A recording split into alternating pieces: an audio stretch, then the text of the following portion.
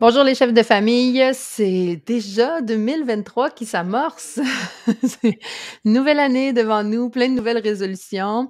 On est dans le thème de l'amélioration continue, donc Dominique, ce qu'on se dit bonjour Dominique, ça va bien? Bonjour, ça va bien toi? Oui, oui, ce qu'on se dit, c'est qu'en améliorant on essaie de pas repartir à zéro tout le temps. Tu sais, souvent les résolutions, là, on dirait qu'on veut repartir à zéro. Moi, je pense qu'il faut partir de où on est, puis de juste continuer de penser à s'améliorer, puis à améliorer ce qu'on a déjà construit. On va faire pareil un peu au niveau des finances. Donc, tu es là un peu pour nous aider à garder le cap, Dominique, à chaque mois, en fait. Tu nous aides à garder le cap. Il y a le beau guide saisonnier qui nous aide vraiment à se tenir à jour dans nos finances. Puis je pense que c'est vraiment pratique. Puis souvent, tes chroniques vont aussi nous permettre de bien faire ce qu'il y a dans le guide, de bien accomplir, en fait, les tâches au niveau financier qu'il y a dans le guide saisonnier. Donc, on continue sur cette lancée-là. Puis là, ben, janvier, c'est quand même un mois important. Hein? Tu vas nous dire pourquoi. Oui, oui, oui, tout à fait. En fait, janvier en finance, c'est un mois très important pour deux choses qu'on va regarder aujourd'hui. La planification des impôts de l'année dernière, 2022, qu'on va devoir faire dans les mois qui viennent. Et on revise notre budget, on regarde ce qu'on a fait dans le passé, puis on fait nos prévisions pour l'année qui vient. Donc, c'est un mois, je dirais, de justement là. On se rappelle qu'on fait de la progression quand même. Peut-être qu'on se dit que, oh mon Dieu, on n'a pas fait ce qu'on avait prévu, mais on en a probablement fait plus que l'année d'avant, puis plus que l'année d'avant, on Mhm. s'en va vers, on s'améliore continuellement. Là. C'est C'est pour vraiment. ça, puis je pense que ce serait le fun. Je prends juste un petit moment pour rappeler aux gens que dans nos documents, on a un document de bilan financier. Puis je pense que justement, quand on parle d'amélioration puis de progression, l'objectif est toujours le même, je le rappelle, c'est d'améliorer son bilan global. Donc, on fait plein de petites, de toutes sortes de choses puis de petites actions tout le temps pour garder, mais on garde le cap sur ce bilan-là. Ce qu'on veut, c'est qu'il progresse puis qu'il s'améliore en vieillissant, que notre bilan soit toujours plus positif. Donc, peut-être n'oubliez pas de vous ramener à ce bilan-là. Là. Moi, c'est un document en tout cas que j'utilise puis que je mets à jour 2 fois par année, mais c'est ça, il est quand même important. Mais là, C'est important, puis c'est encourageant souvent de le faire. oui, oui, c'est ça, c'est encourageant parce que c'est là qu'on voit le fruit de nos efforts, en fait, tu sais, donc c'est important effectivement puis très encourageant de le faire. Sauf que là, on va se lancer dans les impôts. C'est Oui, là on va qu'on commencer avec les impôts. Donc là, on se prépare à faire nos impôts de l'an dernier. On sait les revenus qu'on a gagnés l'an dernier. Bon, pour des salariés, c'est souvent plus simple, on le dit souvent. Pour des travailleurs autonomes, c'est le temps de faire l'exercice de savoir combien on doit déclarer, on va avoir de revenus dans notre déclaration de revenus. Parce que c'est le moment, janvier, février, là, c'est la dernière chance qu'on a pour prendre des REER qui vont s'appliquer à notre déclaration de revenus 2022. ouais. Donc, c'est le temps de faire des économies d'impôts. On va revenir un petit peu sur justement les impôts. Souvent, c'est un petit peu mal compris les paliers d'imposition. Souvent, les gens disent ah, faut pas que je passe à l'autre palier parce que il va me rester moins d'argent que j'en avais avant. Ça n'existe pas en Mm. impôts. Peut-être il va nous en rester. Nous, on va donner plus en impôts, mais il nous en restera jamais moins quand on gagne plus d'argent là, ou des cas vraiment, vraiment exceptionnels, mais c'est des exceptions. Donc, si je prends le palier là, où probablement il y a plusieurs personnes qui se retrouvent là, dans le groupe, entre le palier de revenus net qui est entre 50 197 et 92 580, là, qui est assez large comme palier. Ce palier-là, on dit que le taux marginal d'impôt est à 37,12 Mm-hmm. Ça veut dire le taux marginal d'impôt? Ça veut dire que chaque dollar de plus que je gagne, il y a 37 sous,12 qui s'en vont au gouvernement. Mm-hmm. Ça, c'est mon taux marginal. Si j'ai gagné 92 580,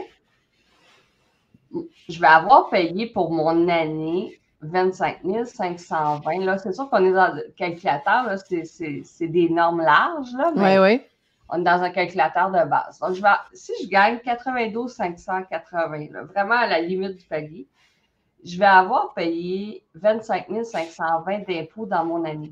Donc, je ne suis pas à 37,12 %. En fait, je vais avoir payé 27,57 % d'impôts moyens dans mon année. OK. Chaque dollar supplémentaire va me coûter 37,12 % d'impôts. Je traverse ce palier-là, puis je ne gagne pas 92 580, mais je gagne 92 583 $. Ouais. Mais la réalité, c'est que je vais avoir payé 25 521 $ d'impôts, 1 $ de plus. J'ai gagné 3 $ de plus, j'ai envoyé 1 $ de plus au gouvernement. Oui. Donc, les taux d'imposition, mon taux marginal, par contre, rendu là, parce que j'ai passé un autre palier, va être de 41,12 % d'impôts. Ça veut dire que chaque dollar ne me coûtera plus 37 % d'impôts, mais 41 % d'impôts. Et c'est mes nouveaux dollars que je viens ajouter sur le défi. Oui, c'est ça. C'est pas, en fait, c'est que tu tombes pas à 47 sur tout ton revenu global. Exactement. Tu tombes à 47 sur l'argent qui va le dépasser. Un nouvel argent qui va s'ajouter.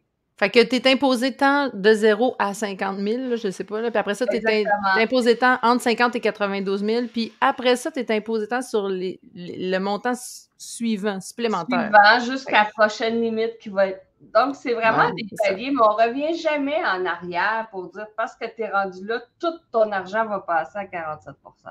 Mais non, c'est ça. Fait que c'est une nuance assez importante quand même. Oui, là, oui. Souvent, l'erreur est là, les gens vont dire je ne peux pas faire du temps supplémentaire parce que je vais passer un autre palier, puis là, ça va venir faire que je vais payer plus d'impôts sur l'ensemble de mon argent.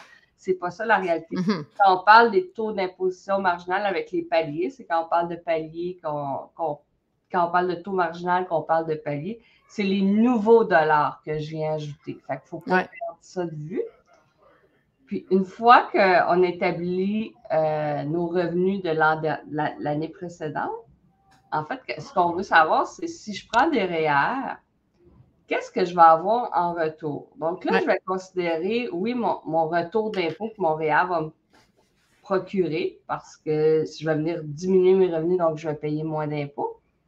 Juste, peut-être juste parenthèse, dans le fond, le REER, ce qu'il fait, on a fait une chronique là-dessus, vous pouvez fouiller puis aller voir les chroniques de Dominique, là, mais où on a vraiment expliqué le REER, ce qu'il fait. Le REER, c'est comme si il t'enlève un montant d'argent que tu aurais fait pendant l'année. Fait que, par exemple, si tu prends 25 000 en REER, c'est comme si tu avais fait 25 000 de moins en revenus. En revenus? C'est ça. Donc, cette diminution de revenus-là va venir te faire économiser de l'impôt. Ça, c'est la base. Mais il ne faut surtout pas oublier que cette diminution de revenus-là va avoir aussi d'autres impacts. On appelle ça le taux effectif marginal d'impôt. Ça veut dire qu'au-delà de mon impôt que je vais économiser, qu'est-ce que ça va avoir un impact sur d'autres programmes sociaux, comme comment je vais avoir de crédit pour mes frais de garde, parce que c'est un crédit qui est basé sur le revenu familial. Combien d'allocations familiales je vais pouvoir avoir? C'est l'ensemble, en fait, c'est de déterminer le REER, quel est l'impact qu'il va avoir sur l'ensemble de mes revenus, soit des programmes sociaux, des économies d'impôts, au-delà de seulement l'impôt, parce que c'est erroné là, en 2022 de regarder seulement l'impôt. Il y a beaucoup de documentation là-dessus. Les impacts sont vraiment importants. Comment on peut... tu me vois venir avec ma question, hein? Je l'avais comme sur le bout des lèvres. Est-ce qu'il y a des calculateurs qui nous permettent de faire de trouver ces informations-là? Parce que c'est difficile pour le commun des mortels. Exactement. C'est difficile. Premièrement, vous pouvez demander à vos conseillers. Ils devraient être en mesure, là, si vous leur arrivez avec vos revenus que vous avez eus dans l'année, votre conseiller financier devrait avoir accès assez facilement à ces calculateurs-là là, pour vous dire, bien, si on prend 10 000, ça va être ça l'impact. Vous avez vos devoirs à faire de votre côté d'arriver à savoir c'est quoi vos revenus, là, au moins une bonne idée de grandeur. Mais vos conseillers financiers ou votre conseiller à la banque, peu importe, là, devrait être en mesure de vous aider à faire ce calcul-là. Puis, sur le web, vous pouvez trouver des calculateurs de TEMI, qu'on appelle taux effectif marginal d'impôt. OK. Vous pouvez aussi trouver les courbes de la Ferrière là, qui vont venir faire sensiblement la même chose. Les courbes de la Ferrière c'est des modèles, c'est peut-être moins précis, mais les calculateurs de TMI, là, il y en a qui vont vous demander vraiment combien de frais de garde vous avez, combien d'enfants, quels sont les revenus de votre conjoint. Il y en a qui sont vraiment très précis. Puis, il y a aussi un calculateur là, du gouvernement là, pour savoir combien de revenus nets il nous reste vraiment là, à tel niveau de revenu, combien va me rester dans mes poches une fois tous les programmes appliqués. C'est sûr que c'est pas facile de se retrouver quand on n'est pas habitué, mais... Le mieux, c'est de faire appel si vous avez un conseiller financier, regardez la situation pour qu'il puisse faire une analyse parce qu'il y a beaucoup de choses à tenir en compte. Comme tu dis, souvent, il y a plusieurs programmes sociaux. Tu sais, il faut aller faire un peu comme une analyse de la situation avec, sans REER, j'imagine. Exactement. Tu sais, pour trouver c'est quoi le scénario, le meilleur scénario pour nous pour cette année. Il ne faut pas oublier aussi les fonds de travailleurs qui vont nous donner un crédit de 30 d'extra par-dessus ça. On a le droit à 5 000 chacun par année. Donc, en plus, à mon TMI ou à mon retour d'impôt, je vais ajouter un 30 fait que ça vient faire des remboursements vraiment intéressants. Si on n'a pas les liquidités, il y a des stratégies, il y a les prêts REER, on peut emprunter pour cotiser à notre REER. On peut se servir de notre retour d'impôt pour rembourser une partie du prêt. Il y a des stratégies là, à avoir avec vos conseillers. Là. On a déjà fait ça ensemble, Dominique. Oui. Il y a vraiment des stratégies importantes là, qui sont vraiment intéressantes et avantageuses parce que ce que ça fait, c'est si je paie moins d'impôts, ben, je m'enrichis. Hein? Le plus beau rendement sur mon argent, c'est d'en envoyer le moins possible au gouvernement parce que c'est une de mes plus grosses dépenses, sinon ma plus grande dépense annuelle, c'est les impôts que je paie. Donc, on essaie de diminuer ce chiffre-là au maximum. Oui. Puis surtout que le gouvernement nous donne plein de façons de le faire, tu sais. Puis dans le fond, il favorise un peu, notre gouvernement favorise l'économie, puis justement la préparation à la retraite, puis tout ça, en nous donnant toutes sortes d'avantages, là. Fait que c'est pas de contourner des lois, là. C'est vraiment de profiter de tout ce que... C'est ça, de tout ce que le gouvernement nous permet, tu sais, lui, dans le fond, ce qu'il veut, c'est qu'on soit prêt aussi à la retraite, puis qu'on soit capable de, tu sais, qu'on bénéficie moins de toutes sortes de services sociaux parce que notre hygiène financière est bonne, parce que notre santé financière est bonne. On s'entend, là, les allocations, tout ça, c'est pour favoriser les gens, le taux de natalité, pour inciter les familles, pour aider les familles, puis on le voit là c'est important parce que la raison de ces programmes-là, là, on la sent là. Il y a la pénurie de main-d'œuvre qui est là parce qu'il n'y a pas eu assez d'enfants, puis tout ça. Donc, il y a des raisons derrière ces programmes-là. On veut aider les familles. Il faut bien s'en servir. C'est juste de planifier et de se servir de ces programmes-là là, correctement. Puis, c'est à l'avantage des gens qui planifient d'avance. On est dans la période pour planifier. C'est ça, c'est à l'avantage de la société. Là. Ils sont là pour ça. Donc, on fait... Vraiment, janvier, c'est le temps de faire une analyse de l'année qui vient de passer, puis de où est-ce qu'on s'en va, puis comment on peut justement mettre de l'argent de côté. Il y a plein de stratégies. Donc, on commence par faire ça, justement... en lien avec notre rapport d'impôt. Puis... Exactement, parce que là, on est dans les 2 derniers mois où on peut avoir de l'impact sur la déclaration d'impôt qu'on va produire là, bientôt. Parce que c'est quoi la date limite pour pouvoir prendre un REER, Dominique? Peux-tu nous rappeler? C'est le 1er mars. 1er mars. C'est le 1er mars, puis donc, mais on y va le plus rapidement possible. On essaie de pas prendre de risque de dépasser la date là, parce que c'est des oublis qui peuvent nous coûter beaucoup de dollars. Oui, ben non, c'est clair. Ouais. Puis, tant qu'à être là, puis avoir fait, regarder ce qui s'est passé l'an dernier, mais c'est le temps aussi de réviser notre budget. Puis cette année, c'est particulièrement important. Hein? Puis cette année, probablement que ce qu'on avait prévu pour l'année dernière, ça ne s'est pas produit exactement comme on l'avait prévu. La raison est simple, inflation, hausse des taux. C'est venu changer les budgets de plusieurs familles. Ça a eu un impact majeur. C'est rare, les gens qui ont eu la même progression dans leur revenu que dans la hausse que ce que l'inflation a apporté dans les dépenses. Ça dépend où on en est dans notre carrière. Des fois, on est dans un moment de notre carrière où est-ce que nos revenus augmentent assez rapidement d'année en année. Ça a peut-être moins d'impact, mais probablement qu'on n'avait pas budgété ces dépenses-là de la manière que ça s'est passé. C'était une drôle, avoue que c'était une drôle d'année. En fait, les 2 dernières années, c'était bizarre parce que tout d'un coup, nos propriétés ont pris bien de la valeur. Là, notre bilan a augmenté, mais ça nous a comme rattrapé ailleurs, là, tu sais, vraiment, le coût de la vie a fait un boom incroyable, là, c'est ça. Fait que là, on a comme un nouveau budget puis une nouvelle norme, dans le fond, à mettre en place, là. Faut prendre conscience de ça, là. Maintenant qu'on a... L'important, là, c'est de s'arrêter puis de regarder. Ouais. Puis de dire, bon, qu'est-ce que ça a eu comme impact dans mes finances? Est-ce qu'il y a des dommages? Est-ce que j'ai finalement un solde de carte de crédit qui monte? Parce que les agences de crédit le disent, les soldes sur les cartes de crédit ont augmenté énormément en 2022. Là. Donc, est-ce que moi, là, je dois prendre une action maintenant parce que je vois que je suis en train de creuser des dettes en quelque part, puis j'ai pas de solution pour le moment de comment changer ça parce que mon budget ne fonctionne plus. Peut-être que j'ai pas creusé de dettes, peut-être que c'est juste que là, mon budget ne fonctionne plus, puis je suis dans mes réserves, je suis en train de vider mes réserves.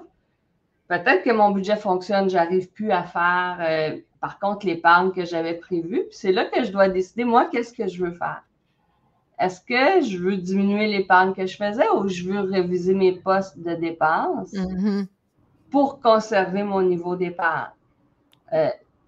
Je dis toujours, il n'y a pas de bonne réponse dans ces questionnements-là. C'est toujours un petit peu la notion de qu'est-ce que je veux à court terme versus mon long terme.